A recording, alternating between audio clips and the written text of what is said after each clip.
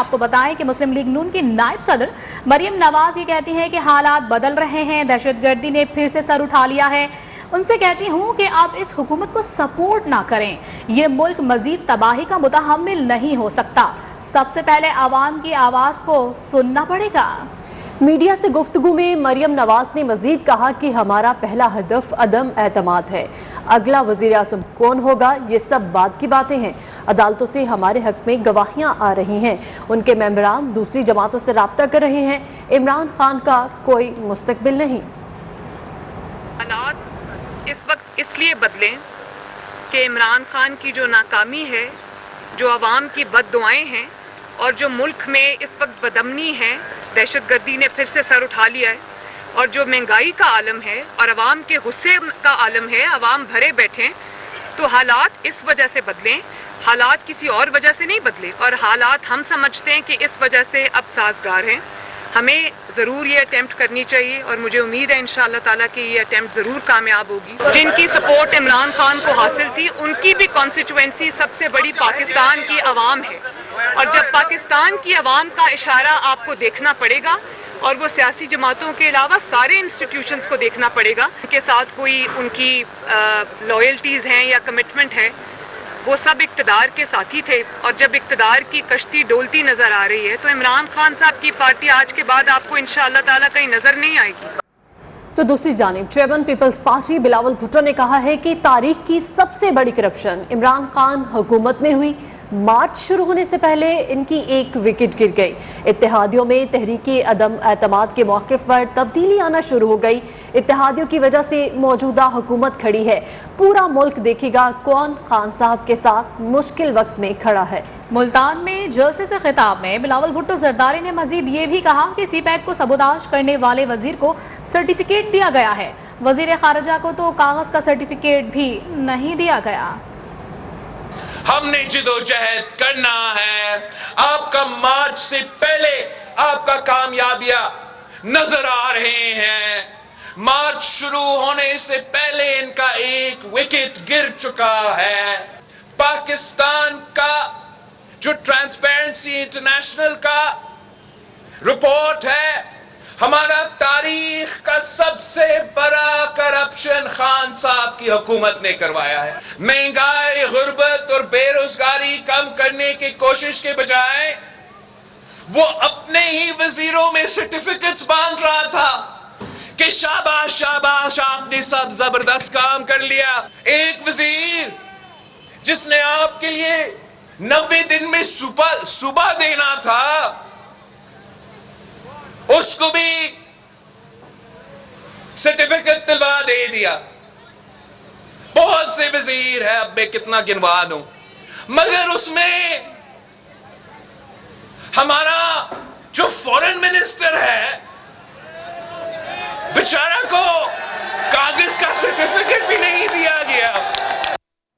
اور اب بات کریں گے وزیر اعظم عمران خان کی، جو کہتے ہیں کہ سزا اور جزا کے بغیر دنیا کا کوئی نظام کامیاب نہیں ہو سکتا۔ گورننس کا مقصد عوام کی زندگی میں بہتری ہونا چاہیے، ہمیں برآمدات کو فروغ دے کر معیشت کو مستحکم بنانا ہے۔ وزیر اعظم نے بہترین کارکردگی پر 10 وفاقی وزارتوں میں تعریفی سرٹیفکیٹ بھی تقسیم کیے۔ وزارتی مواصلات سر فہرست مراد سعید نے سرٹیفکیٹ وصول کیا۔ وزیر اعظم ہاؤس میں 10 وزارتوں میں تعریفی سرٹیفکیٹ تقسیم۔ وزیر اعظم عمران خان کا کہنا ہے کہ بہترین کارکردگی کا مظاہرہ کرنے والی وزارتوں کو مراعات دی جائیں گی۔ سزا اور جزا کے بغیر دنیا کا کوئی نظام کامیاب نہیں ہو سکتا۔ جب سب کے سامنے اب مارکس پڑے جائیں گے، سزا اور جزا ہوگی، تو انشاءاللہ یہ جو ہمارا باقی ٹینیور ہے اس کے اندر مجھے پوری یقین ہے کہ ہماری جو پرفارمنس ہے وہ گورننس سسٹم ہمارا بہت بہتر ہوگا۔ عمران خان نے کہا کہ ہمیں اپنی برآمدات کو فروغ دے کر معیشت کو مستحکم بنانا ہے، معاشی چیلنجز سے نمٹنے کے لیے غیر روایتی حل تلاش کرنا ہے۔ غربت جو ہمارا اصل چیلنج ہے کہ لوگوں کو غربت سے نکالنا، وہ منسٹری کیا قدم اٹھا رہی ہے، آؤٹ آف دا باکس کتنی ان کی سلوشنز ہیں۔ ایک تو ہے نا ساری ٹریڈیشنلی بنی ہوئی ہے کہ ہم یہ کریں گے، لیکن इंसेंटिव सबसे ज़्यादा दें कि out of the box solutions लेके आएँ। हुकूमत की जानिब से जारी टॉप 10 में मुराद सईद की वजारत मवासलात ने सबको पीछे छोड़ दिया। कारकर्दगी में पहले नंबर पर रहे असद उमर की वजारत मनसूबाबंदी का दूसरा नंबर, सानिया निश्तर की वजारत तखफीफ व गुरबत का तीसरा नंबर, चौथे नंबर पर विफाकी वजीर तालीम शफकत महमूद, पांचवें नंबर पर विफाकी वजीर ह्यूमन राइट्स शीरी मिजारी रही, छठे नंबर पर विफाकी वजीर खसरू बख्तियार, सातवीं पर कौमी सलामती के मुशीर डॉक्टर मोईद यूसुफ, आठवें नंबर पर अब्दुल रज़ाक दाऊद की वजारत इंडस्ट्री एंड प्रोडक्शन रही, शेख रशीद की वजारत दाखिला को 9, जबकि फखर अमाम की वजारत नेशनल फूड सिक्योरिटी का 10वां नंबर रहा। नून लीग के रहनुमा शाहिद खाकान अब्बासी ने चेयरमैन नैब का नाम ECL में डालने का मुतालबा कर दिया है। कहते हैं नैब सिर्फ सियासतदानों को दबाने का जरिया है। हर बात सीधी वजीर आजम के दफ्तर तक जाती है। वजीर आजम दफ्तर को हक नहीं है कि नैब FIA के काम में मुदाखलत करे। पाकिस्तान में नैब ने इंक्वायरियां की, कुछ नहीं मिला। ये सिर्फ सियासतदानों को दबाने का, अपोजिशन को दबाने का एक जरिया बना हुआ है। हर बात जो है वो सीधी वज़ीर-ए-आज़म के दफ्तर तक जाती है। वज़ीर-ए-आज़म के दफ्तर को कोई हक हासिल नहीं है कि वो नैब के काम इंटरफियर करे या FIA के काम इंटरफियर करे। वज़ीर ख़ारिजा शाह महमूद कुरैशी ने कहा है कि जनूबी पंजाब सूबे के क़याम के लिए बिलावल भुट्टो शहबाज शरीफ को ख़त लिखा है। उनसे कहा है कि जनूबी पंजाब सूबे के लिए अपोजिशन का ताउन दरकार है। मजीद कहा, अपोजिशन का दावा है कि सूबा बनाने में दिलचस्पी है। अपोजिशन अपनी राय दे ताकि इत्तेफाक से काम किया जा सके। मिलकर हम कंसेंसस बिल्ड करें, आपका इनपुट शामिल करें और 2/3 अक्सरियत से आइन में तरमीम लाएं, जिस तरमीम से जनूबी पंजाब एक हकीकत बन जाए। मैंने तो उनकी बात की तायीद की थी। मैंने कहा आपका इरादा है तो put your money where your mouth is. आप अगर कहते हैं कि जनूबी पंजाब के हक में है तो आइए वोट दीजिए ना, आइए बिल में अपना आरा दीजिए ना, कमेटी में लोग नॉमिनेट कीजिए ना जो बैठकर उसके बिल की नोक पलक को दुरुस्त कर दें, ठीक है। लेकिन वो नहीं करते जी, सामने आते भी नहीं और पूरी तरह झुकते भी नहीं। वज़ीर आला पंजाब उस्मान बुज़दार ने कहा है कि ओपोजिशन के हर हथकंडे का डट कर मुकाबला करेंगे। पाकिस्तान की नाकाम तरीन ओपोजिशन को हर मौका पर शिकस्त का सामना करना पड़ा है। स्पीकर कौमी असम्बली असद कैसर की वज़ीर आला ऑफिस आमद। स्पीकर कौमी असम्बली असद कैसर की वज़ीर आला पंजाब सरदार उस्मान बुज़दार से मुलाकात हुई। बाहमी दिलचस्पी के अमूर, सियासी सूरत हाल और फलाह आम्मा के मंसूबों पर तबादला ख्याल किया गया। वज़ीर आला पंजाब उस्मान बुज़दार और स्पीकर कौमी असम्बली असद कैसर की अपोजिशन की मनफी सियासत की मजम्मत करते हुए कहना था कि अदम एतमाद की बातें करने वालों ने पहले इस्तीफों और लॉन्ग मार्च के नारे लगाए। अपोजिशन के हर हथकंडे का डट कर मुकाबला करेंगे। अदम एतमाद का शोशा लॉन्ग मार्च से राह फरार के लिए छोड़ा गया है। पंजाब में इत्तेहाद जमात को साथ लेकर चल रहे हैं।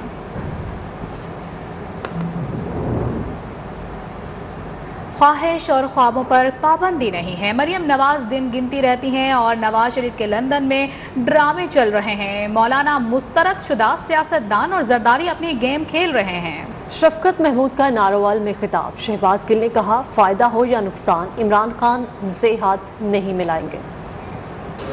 एक जमात है उसके तो सरबराह को भी डीजल ही कहते हैं, और वो क्यों कहते हैं? इसलिए कि उसकी तारीख ऐसी है जिसकी वजह से उनका ये नाम पड़ा है।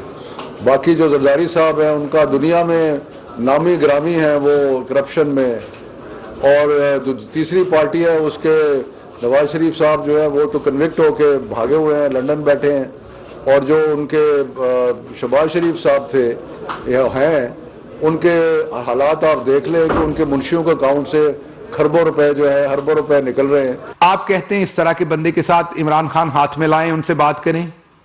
इमरान खान नहीं करेगा। उसका इमरान खान को जो भी नुकसान फायदा हो, लेकिन इमरान खान ये काम नहीं करेगा। तो दूसरी जानिब वज़ीर ममलकत फारूक हबीब ने कहा है कि करप्शन न करने के दावेदारों की हकीकत अयां हो गई। मरियम नवाज कहती थी लंदन तो क्या पाकिस्तान में भी प्रॉपर्टी नहीं। मरियम नवाज के झूठ को उनके भाइयों ने बेनकाब किया। शहबाज शरीफ के बच्चों ने कम उम्री में कैसे जायदादें बना ली। नवाज शरीफ ने 90 की दहाई में 4 फ्लैट्स करप्शन के पैसों से लिए। आज तक जो लंदन के महलात हैं जिन्होंने तस्लीम कर लिए कि वो इनके हैं, जहां पर नवाज शरीफ भगोड़े बन के आज वहां बैठे हुए हैं, जो बैठकर वहां जिस किस्म की जुबान इस्तेमाल करते हैं पाकिस्तान के इदारों के बारे में, जिस किस्म के حمداللہ محب جیسے ملک دشمنوں سے وہاں ملاقاتیں کرتے ہیں، وہ انہی ایون فیلڈ کے فلیٹ 16A 17A جو 4 فلیٹس ہیں جو کہ ان اربوں روپے کے مالیت کے فلیٹس ہیں، وہاں بیٹھ کے وہ ملاقاتیں ہوتی ہیں، وہ کسی سے ڈھکی چھپی نہیں ہیں۔ آج تک ان 4 فلیٹس کی رسیدیں لانے کے اندر یہ لوگ جو ہے وہ ناکام رہے ہیں۔